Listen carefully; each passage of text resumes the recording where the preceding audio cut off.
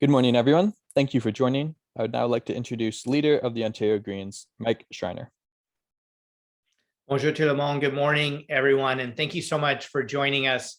I'd like to begin today by just offering my sincere condolences to the families, friends, and loved ones of people who tragically lost their lives in yesterday's severe storms across the province. And I just want to offer a sincere thank you to the first responders and the crews who are working so hard to keep people safe, restore power, and clean up after the damage from the storms. I'd also like to acknowledge that I'm speaking to you from my living room here in Guelph on the traditional lands of the Anishinaabe, the Haudenosaunee, and the Adirondack peoples, and is currently the Treaty 3 lands of the Mississaugas of the Credit First Nation, and to reaffirm the Green Party's commitment to the truth and reconciliation process, and to express my deep gratitude to Indigenous peoples for what I've learned from Indigenous peoples about how to care for the land, the water, the plants, the animals, and the people who live here. I'm truly honored today to be joined by the leader of the PEI Greens, Peter Bevan Baker, for today's announcement. I've been just so grateful that Peter's been touring across Ontario this holiday weekend. And Peter, thank you so much for joining us today. Oh, thank you, Mike. It's quite literally been my pleasure. I'd also like to say that on this holiday Monday, many Ontarians are out enjoying the beautiful nature this province has to offer, spending quality time with family and friends in the places they love. But these places that so many people and families love spending time in are under threat. Doug Ford's declared war on nature. He spent the last 4 years systematically dismantling environmental protections and is now trying to pave over the greenbelt, farmland, and wetlands with highways like Highway 413. Mr. Ford thinks that environmental protections are red tape, but Greens know that environmental protections are about protecting the places we love and protecting the nature that protects us from climate-fueled weather events like flooding, storms, and droughts. And that's why today I'm announcing that the Ontario Greens are fully committed to protecting and expanding access to nature and ensuring that we don't pave over the places we love in this province. We will do this by creating 5 new provincial parks and strengthen and fund the ecological and integral role of Ontario's public park system. We will work with Indigenous communities to protect at least 25% of our lands and water in Ontario by 2025 and 30% by 2030. We will double the size of the Greenbelt by creating a Blue Belt. We will strengthen the Greenbelt Act and make new highways through the Greenbelt illegal. And we will restore the landmark Endangered Species Act 2007 and the science-based system for determining species status, recovery, and habitat protection while eliminating exemptions for industry. Protecting our natural heritage will also enrich biodiversity and protect species at risk. You know, it was unfortunate the previous Liberal government gutted the Endangered Species Act, and the Ford government put the Endangered Species Act at even greater risk with their programs like Pay to Slay and other ways of undermining biodiversity and species protection. Expanding access to nature will help improve people's physical and mental well-being and just overall well-being. Greens are the only party talking about protecting nature and the impacts of the climate emergency in this election. We're the only party taking the climate crisis seriously with new solutions that address the rising cost of living and set our economy up to create new careers and better jobs for people. We are fully committed to protecting and expanding access to nature to create a healthier, climate-ready province. And we have the leadership with a fantastic and diverse set of candidates across the province to make it happen. So we're heading into the final 10 days of this campaign. And I'm looking forward to continue to work hard to earn people's trust and earn Ontarians' vote, and highlight how Greens will build the connected, caring, climate-ready province Ontarians want. This is the Green moment. Momentum is building across the province. We're running our biggest campaign ever with strong candidates like Matt Richter and Perry Sound-Muskoka and Diane Sachs and University Rosedale, Laura Campbell and Dufferin Caledon, Abhijit Mane and Beaches East York, and so many other fantastic Green candidates across the province.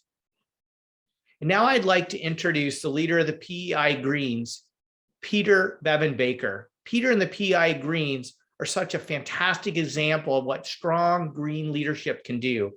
In PEI, the Greens hold the position of the official opposition and have passed 18 bills in opposition, including establishing the strongest greenhouse gas emission targets in the country, which incorporates a monitoring mechanism to ensure PEI actually meets its climate obligations.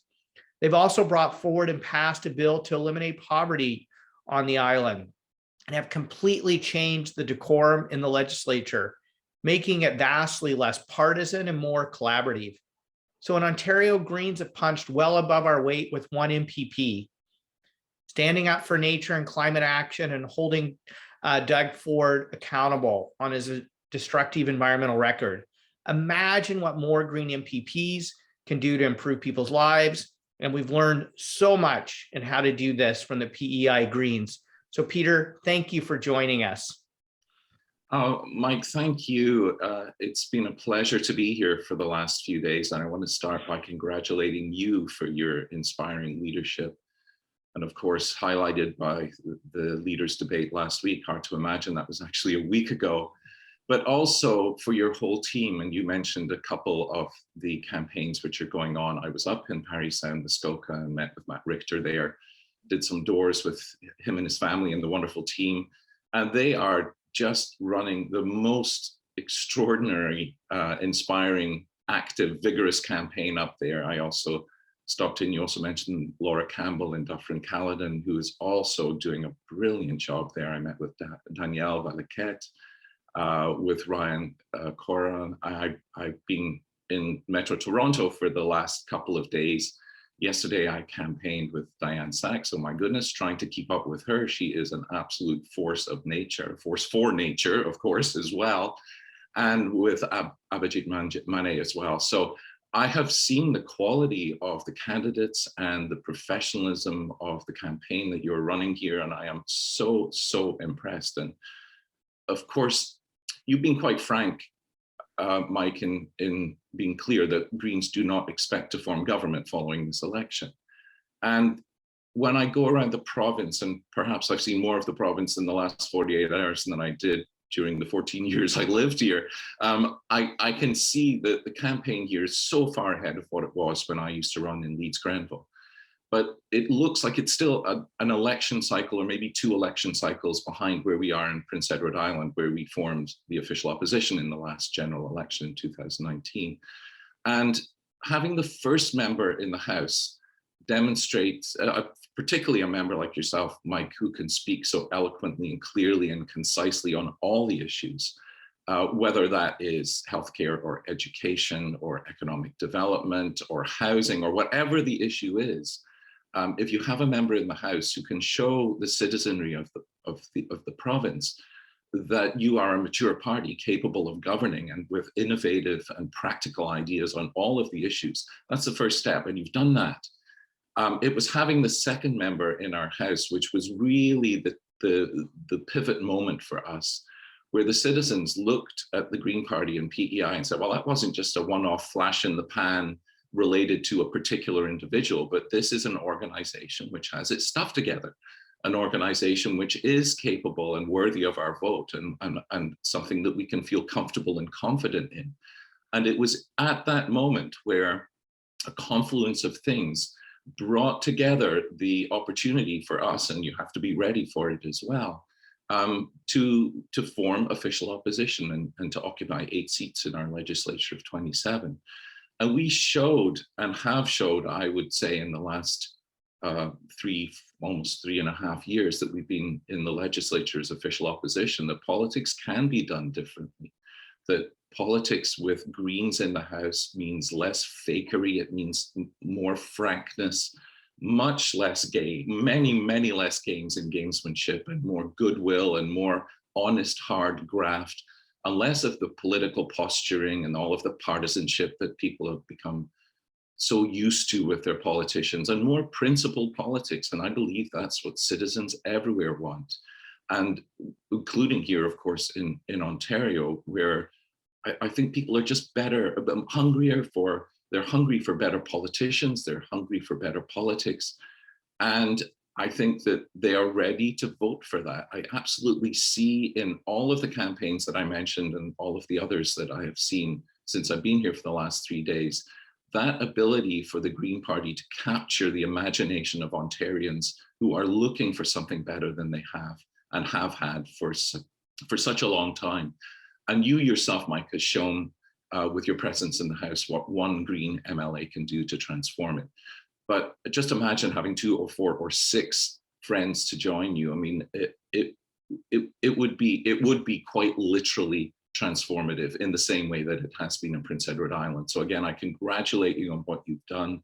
And I just, the level and the professionalism and the maturity of the campaign here has been nothing short of inspiring. I've had a wonderful time. And as with all Green campaigns, a hallmark of them is that people are having fun.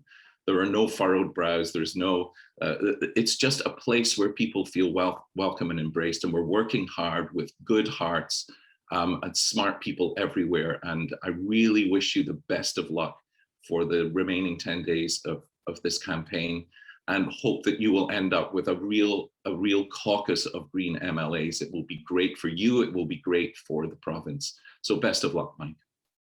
Thank you, Peter. That's very kind of you. Thank you. Pleasure. Thank you. We'll now open the floor to any questions. If you have a question, please use the raise hand function, or if that's not working, just message in the chat and I will call on you. So it looks like first up, we have a question from Alan Hale. Alan, please unmute yourself and go ahead. Hi, gentlemen. Mike, I was just hoping you could talk a bit more what you've got going on in Parry Sound, Muskoka. You've been spending a lot of time there, but this is a PC stronghold. At least that's how it seems. Like realistically, how close? What are your chances of winning this, and why do you think it's so? Well, Alan, I'll just say that we have incredible momentum in Parry Sound, Muskoka. It feels a lot like Guelph felt in 2018. And I can tell you a lot of people said Guelph was a liberal stronghold and the Greens could never get elected until a Green was elected. So Matt Richter's, where he finished in the 2018 election was almost exactly where I finished in Guelph in the 2014 election. And just through people power. And that's really what fuels Green campaigns, is people power. And just the enthusiasm and the energy that Peter described. That's what we have in Parry Sound, Muskoka right now. And we're really excited about the opportunity to win that seat, because I know the people of Parry Sound, Muskoka, they want to live in a riding that has housing that's affordable for the average person, that protects the nature that is so vital to the prosperity of the riding, the economy of the riding, and just the quality of life for people in Parry Sound, Muskoka.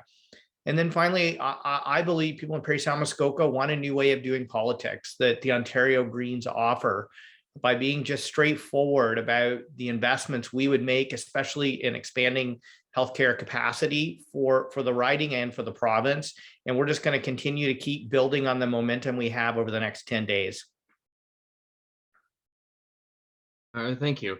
I have a question for Peter. Actually, side note, I'm actually from Prince Edward Island myself. One islander to another.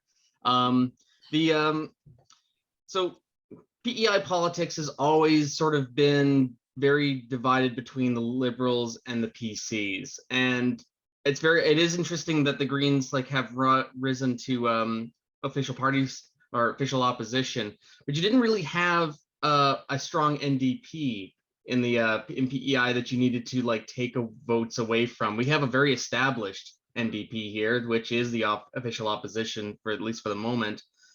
Does that change the calculus for Ontario Greens that they have to may have to like leapfrog over another progressive party that claims to want to do stuff on the environment? Like, how does having a stronger NDP here change what they need to do?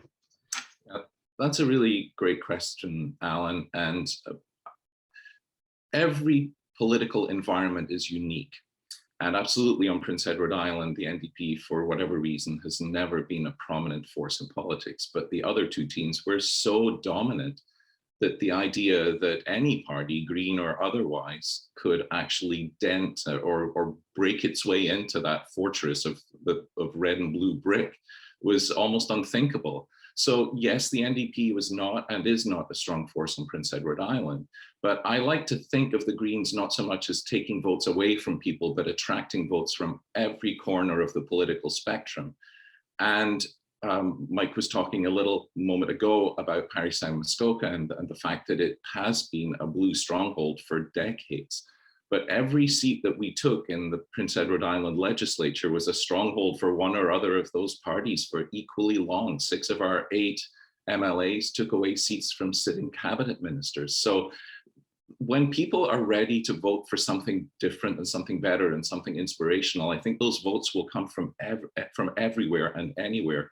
So yes, I understand, of course, that the NDP is an established force here, but I think they have also disappointed many people, not just when it comes to environmental policy, but in other areas as well. And I think as long as Mike and the team here remain true to the Green values and the principles that guide us, there are absolutely the same opportunities here in Ontario for the Greens to make the gains that we did in Prince Edward Island, albeit in, of course, a different political environment. Thank you, Alan. Anything else?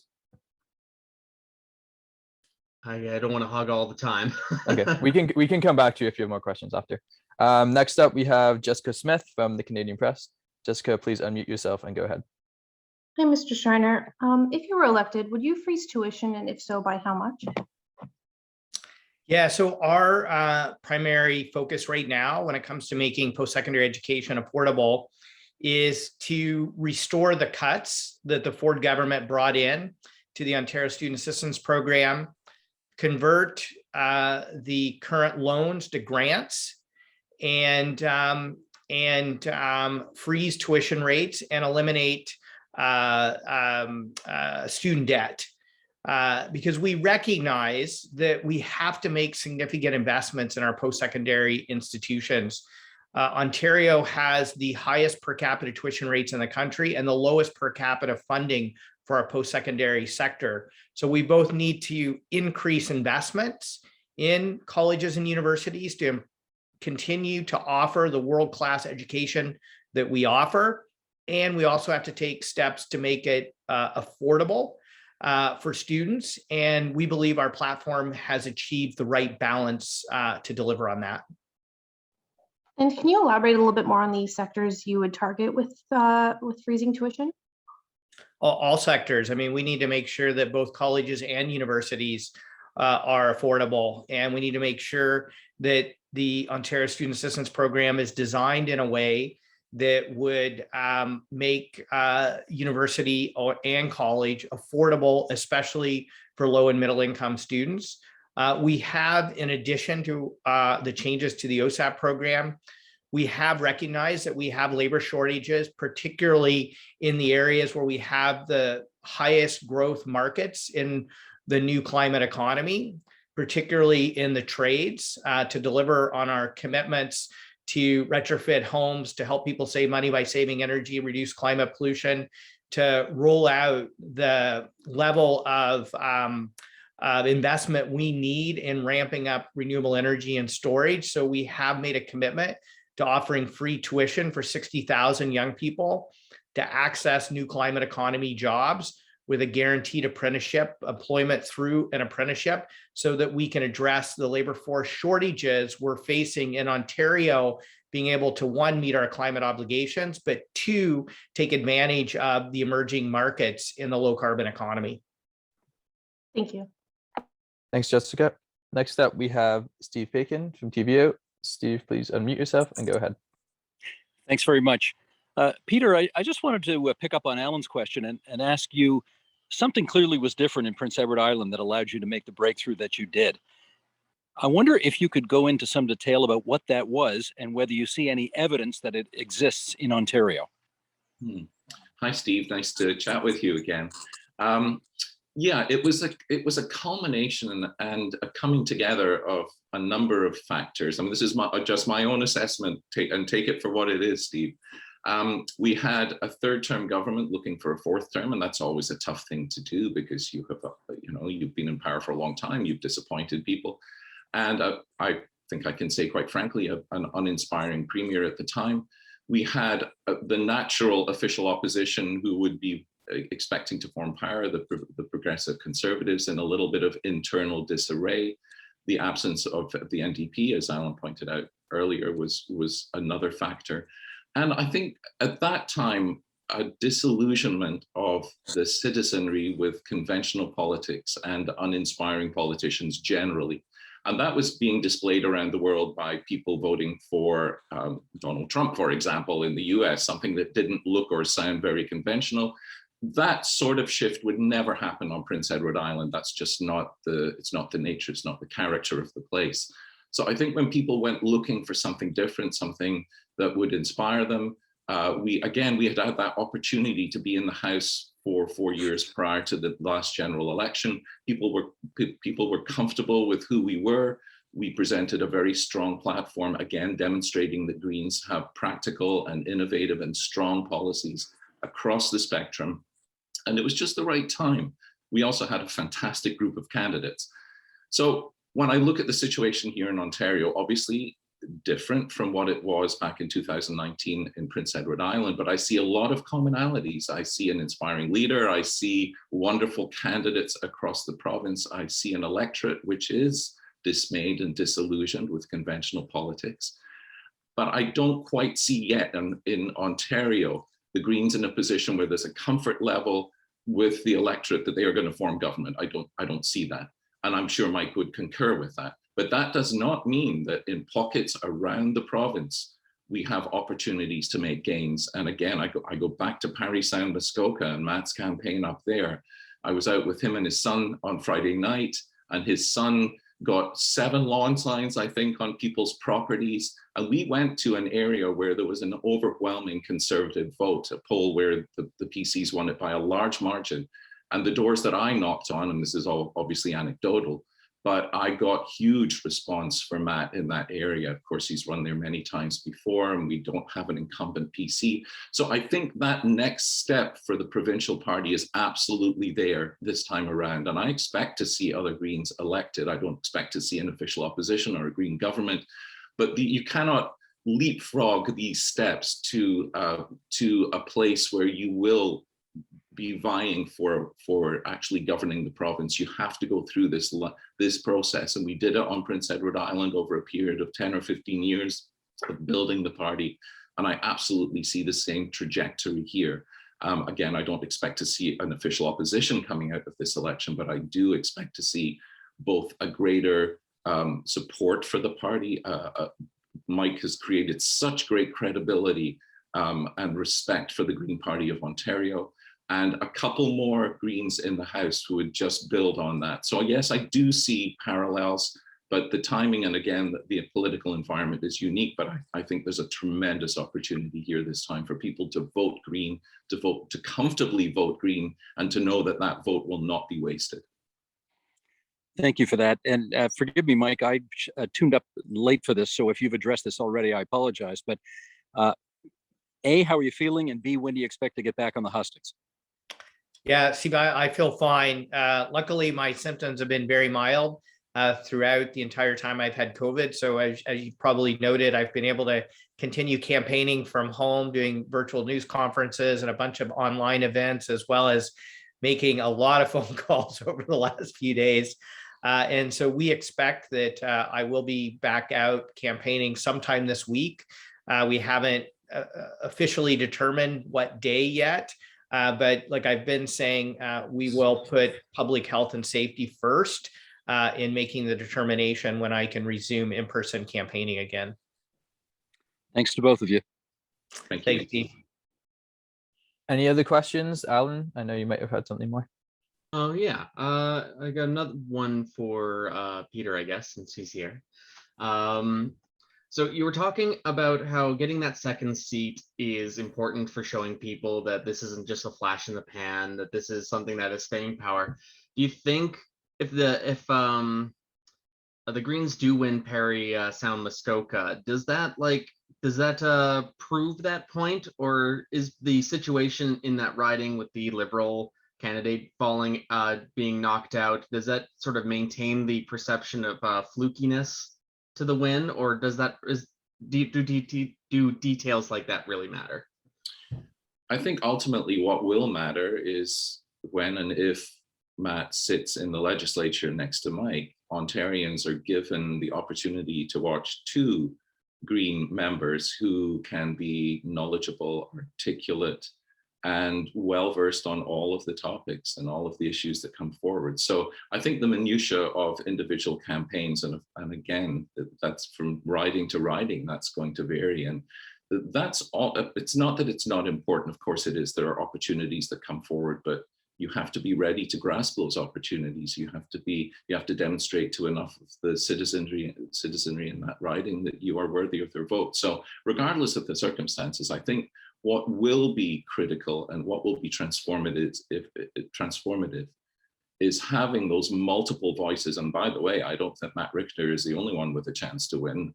Diane Sachs is just, as I said earlier, I can't keep up with her.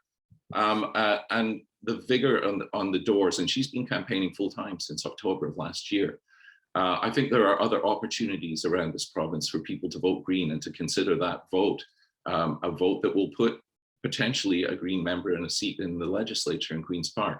So yeah, I think the important thing will be that this will be the next step for a party that is establishing itself both in the legislature and in the minds of Ontarians as a true mature political party worthy of governing this province.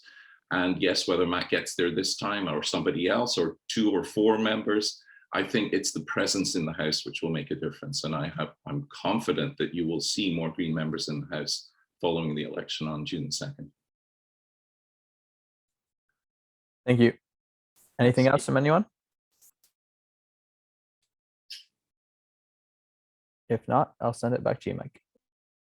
Well, thank you everyone for joining us this morning. And Peter, thank you so much for spending your holiday weekend in Ontario, supporting the Ontario Greens and just the fantastic candidates we have on the ground. We know we have 10 days to continue to build on the momentum we have. And I know the people of Ontario, they want new solutions to old problems. People want a caring, connected, climate-ready province. And that's exactly the leadership all 124 Green candidates across the province are providing. And we're going to continue to work hard to earn people's trust and earn their vote on June 2nd. Thank you all for joining us, and a special thank you to Peter. Thank you, Mike. Pleasure. Thank you, everyone.